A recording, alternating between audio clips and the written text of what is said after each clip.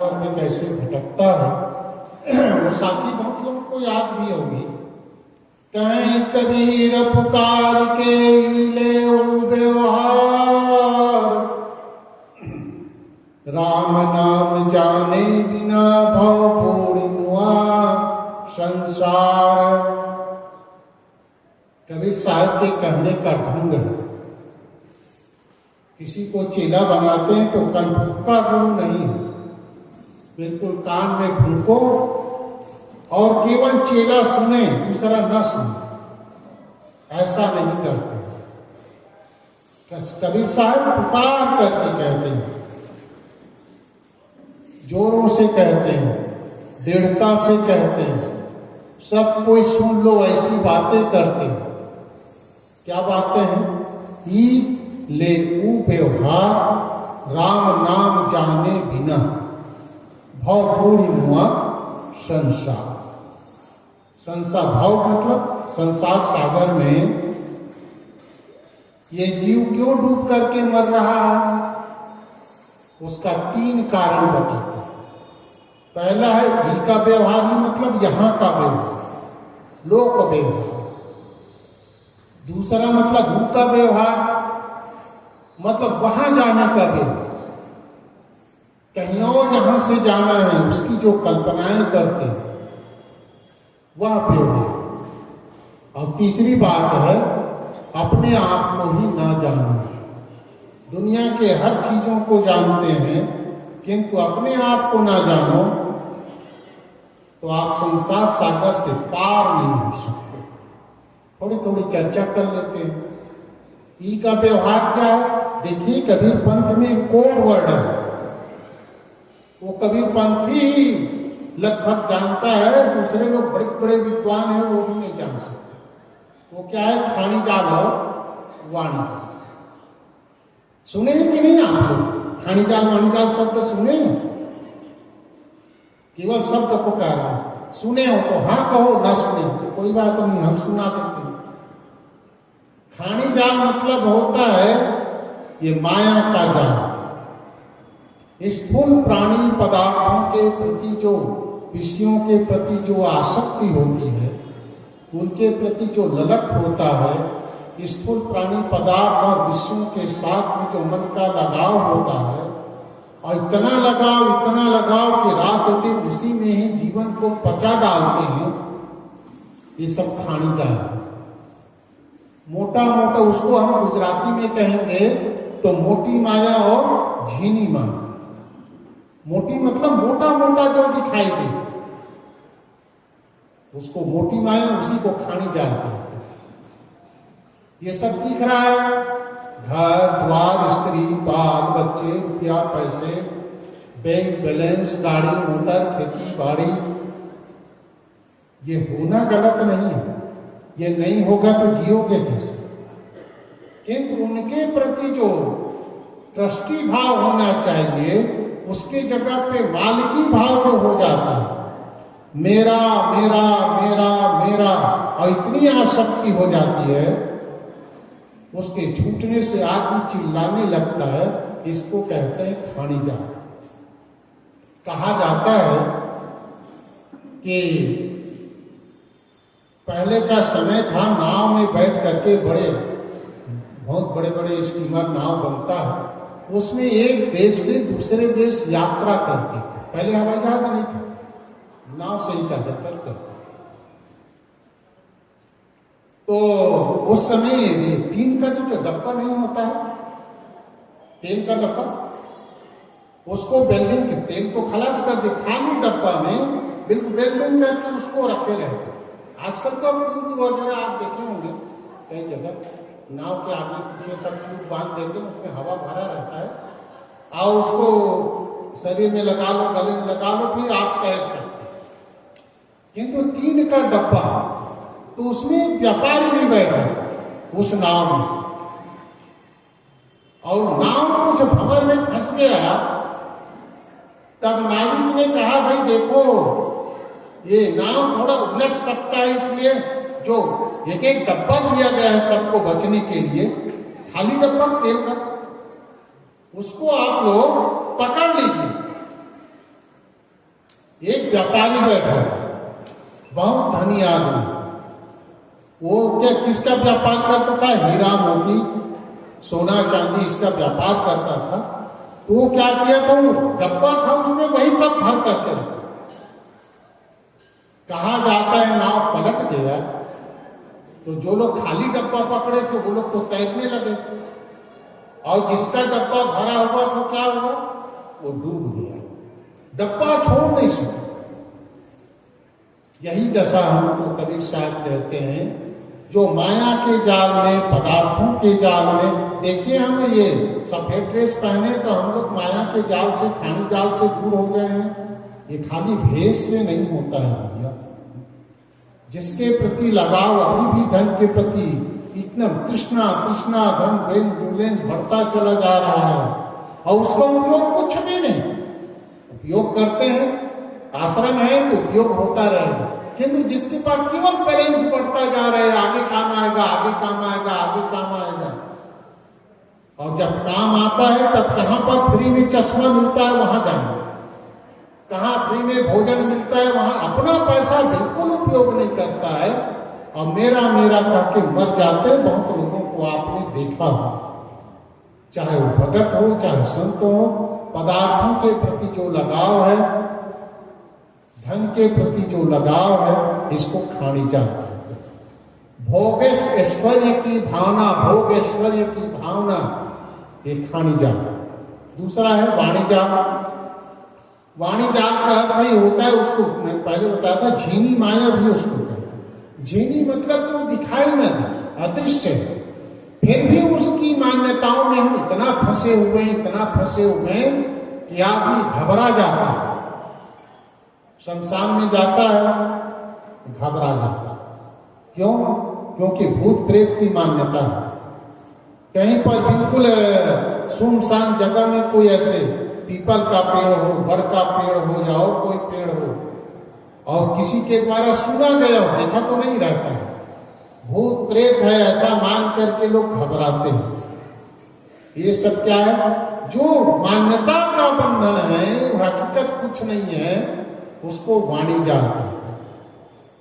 केवल वाणी तक ही जिसकी चर्चा होनी है। खास बात इसमें यह है, अब वाणी तक किसकी चर्चा होती है? कोई स्वर्गलोक है, कोई नरक लोक है, वहां भगवान रहते हैं, वहां देवी देवता रहते हैं, और मरने के बाद हम वहां जाएंगे। इस तरह से जो मरने के बाद सबको यहाँ कहते हैं, हिंदुस्तान में तो कहाँ गया भाई? गया ऊपर। मरने के बाद जो जगह बताई जाती है उसको ऊपर बताया जाता है। अब कितने ऊपर है कोई पता नहीं।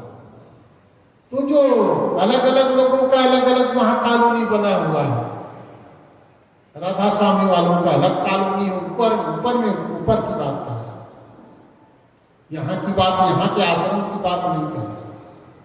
ऊपर में उसकी कॉलोनी बनी हुई है। स्वामीनारायण वालों का अलग कॉलोनी बना हुआ है, और वैष्णव है उनके अलग कॉलोनी बना हुआ है। सबके ऊपर सबका जीव, और वहीं जा सकता है, दूसरे जगह नहीं जा सकता। कबीर पंथियों का भी एक अलग कॉलोनी बना है, जानते हो कौन सा कॉलोनी? सतलोक। कबीर पंथी लोग सतलोक में जाते। कहां पर है भैया? कहीं ऊपर है। कितना ऊपर है इसका कोई लेखा जोखा नहीं, कितना ऊपर है। गए ते बहुरे नहीं, कुशल कहे को आओ। कबीर साहब कहते हैं जो यहां से चला जाता है वो आ करके बताता नहीं है भैया वहां कुशल से हूं, या आप भी नहीं जान सकते कि वो कितने कुशल से हैं, कि कितने दुखी है, कि कितने सुखी है, किंतु मान्यता है ऊपर है। और ऊपर जाने की भावना से जो लोग दान धर्म और सब बहुत कुछ काम करते हैं, ठीक है, धर्म का काम करना अच्छा है, उसकी कोई आलोचना नहीं है। धर्म का काम नहीं करोगे तो वो धन का उपयोग कैसे करोगे? किंतु इस भावना से धर्म का काम कर रहे हैं, ऊपर जाएंगे तो 1 पैसा दोगे तो 10 लाख देगा, ये जो बातें कही जाती है उस भावना से करते हैं। कोई ऊपर देवी है, देवता है, ईश्वर है, स्वर्ग है, कबीर साहब कहते हैं यह मान्यता भी आदमी को बहुत बहुत दुखी करता है। एक उदाहरण सुना दूं कैसे दुखी होता है आदमी। गुजरात में एक ऐसी घटना घटी, एक आश्रम में था, मैं दूसरे का आश्रम था। वहां एक संत आए रात में, बहुत सुंदर आश्रम है, कभी जाना गुजरात तो उस आश्रम का मुलाकात भी लेना। और उनका साधना आश्रम, वहां 6 महीने में रहा हूं, खूब बढ़िया साधना का सुंदर स्थल है, मिलना जुलना किसी से नहीं, बिल्कुल एकांत में आपको भोजन पानी मिल जाएगा ऐसे। वहां एक महात्मा एक बार मेरे पास लाल कपड़े में था, 30-35 साल का। बंधन क्या चीज है, आदमी कैसे भटकता है, एकदम सच्चा उदाहरण मैं आपको बता रहा हूं, दृष्टांत नहीं है, उदाहरण। रात में 9 बजे वो आया, आते ही मेरे रूम में रोने लगा। मैंने कहा काहे रो रहे महाराज, महात्मा जी काहे, कुछ क्या गलती कर डाले कि इतना पश्चाताप हो रहा है। फिर ज्यादा रोने लगा। जब उसका रोना बंद हुआ तो मैंने उनको पूछा महाराज जी क्या बात है। उसने कहा मैं साल भर नीचे भोयरा में था, वो भोयरा बने हैं, बाहर से ताला लगा देते, एक खिड़की से आपको भोजन पानी दिया जाता। साल भर था, 365 दिन हो गया, आज मैं वहां से निकला हूं, किंतु महात्मा जी मुझे भगवान का दर्शन नहीं मिला। इसलिए रो रहा था कि 365 दिन तक वहां तपस्या, सचमुच साधन बहुत सुंदर था। वो कहे मैं एकदम नियम से सारा काम करता रहा साहब जी, स्वामी जी, किंतु बिल्कुल मुझे भगवान का इतना भी दर्शन नहीं। मैंने उनको पूछा, उन्हीं की भाषा में पूछा, अच्छा वो दक्षिण का था वो महात्मा। मैंने उनको पूछा अच्छा ये बताइए महात्मा जी भगवान कहाँ है, ईश्वर कहाँ है। थोड़ी देर सोच के कहता है सब जगह है ईश्वर, सब जगह, जैसे उसको गुरु ने कहा था। फिर कहता है, फिर मैं पूछा अच्छा ये बताइए महात्मा जी कि जब ईश्वर सब जगह है तो आपके रूम में था कि नहीं। कहता है कि जब सब जगह ईश्वर है तो रूम में भी था। मैंने कहा कि रूम को भी छोड़ दीजिए, आप जो कपड़ा पहने लाल कपड़ा, भगवा कपड़ा, इसमें महत्व, इसमें ईश्वर है कि नहीं, क्या इसमें भी है। फिर आगे बढ़ा, उसको पूछा अच्छा ये कपड़े को भी छोड़ दीजिए, आपका शरीर है ना, ये भी तो 5 तत्वों से बना हुआ है, ये शरीर में ईश्वर है कि नहीं। तो क्या हाँ शरीर में भी ईश्वर हो, तो आप कैसे कहते ईश्वर का दर्शन नहीं। ईश्वर है उसका अनुभव नहीं कर रहे, आपके पास ही आपके दिल में बैठा हुआ है, किंतु कहे हमारे गुरुदेव जी ने तो ऐसा नहीं बताया। मैं कहा फिर से करो, अनुभव करो, आपको ईश्वर मिल जाए। ये खानी जिसको कहते हैं वाणी जाल, बहुत बढ़िया साधक था, बहुत बढ़िया सुंदर, उतनी साधना तो हमारे पास नहीं थी, किंतु बोध न होने के कारण, सब कुछ उसके पास रहते हुए के कारण भी वो आदमी अनाथ बना हुआ, भिखारी बना हुआ था कि भगवान का मुझे दर्शन नहीं मिला। तीसरी बात है राम नाम जाने बिना। राम तत्व क्या है इसको हम नहीं जानते। पूरे विजय में एक चीज कह दो, कहीं जगह राम का खंडन भी है, राम शब्द का, और कहीं जगह मंडन भी, किंतु पूरे बीजक में जहां पर राम नाम शब्द है, राम के साथ में नाम शब्द जुड़ा है,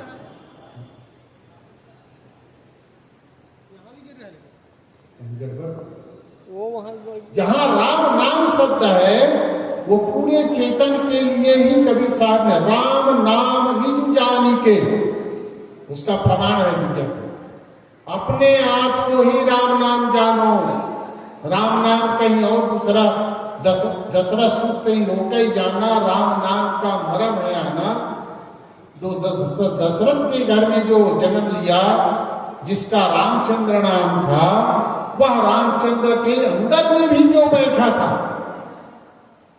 रावण के अंदर में जो बैठा था, कबीर साहब उसको राम नाम मानते। राम राम कहने से किसी का कल्याण नहीं हो सकता, राम तत्व को जानने से कल्याण होता। बहुत दुख दुख की खानी तब बचे हो जब राम ही जानी, रामई मानी शब्द नहीं है, क्या है? रामई जानी। वो कौन है? अंदर में बैठा हुआ परम पुरुष परमात्मा के रूप में जो चेतना बैठी है, जिसमें ज्ञान ज्योति है, जिसमें अंतर ज्योति है, जिसमें चेतना ज्योति है, वो अंदर में बैठा हुआ है। हम इसका भी अनुभव नहीं करते हैं, केवल शब्दों से हम इसका संत लोग बताते हैं, हम लोग सुन लेते हैं, मान लेते हैं। अनुभव क्या है? सचमुच आप अनुभव करो। अनुभव कब होगा? जब खानी जाल और वाणी जाल दोनों से हटेंगे। साहब ने कहा है 3 कारण है भवसागर में जाने का। पहला कारण मोह, ममता, माया, मोह में विश्व की आसक्ति में डूबे हैं, ये खानी जाल है। दूसरा है कि अलग अलग गलत गलत मान्यताओं को लेकर के जो हम डूबे हुए हैं, जिसकी कोई अस्तित्व नहीं है, अस्तित्व बिना भी हम उसका अस्तित्व मान रहे हैं, वो वाणी जाल है और उसमें इतना आसक्त है। और तीसरी बात है, हम दुनिया को जानते हैं, संसार की चीजों को जानते हैं, मकान बनाना जानते हैं, खेती करना जानते हैं, बाल बच्चा पैदा करना जानते हैं, उसकी सेवा करना जानते हैं, किंतु अपने तत्व को, खुद तत्व क्या है, राम तत्व क्या है, आत्म तत्व क्या है, चेतन तत्व क्या है, अंदर में बैठी चेतना क्या है, उसका अनुभव नहीं करते हैं। तो यही 3 कारण है जो हमको भवसागर में अभी तक भटका रहा है। सद्गुरु संतों के दर्शन से, उनके सानिध्य प्राप्त करके, उनके निकट जा करके माया जाल क्या है, खानी जाल क्या है, वाणी जाल क्या है, इसका निराकरण करें और आत्म तत्व के प्रति अपने लगाव रखें, उसको जाने समझें, तब हम दुखों से बच सकते हैं। मेरा समय पूरा हो गया, अपनी वाणी को यह विराम देता हूँ। एक बात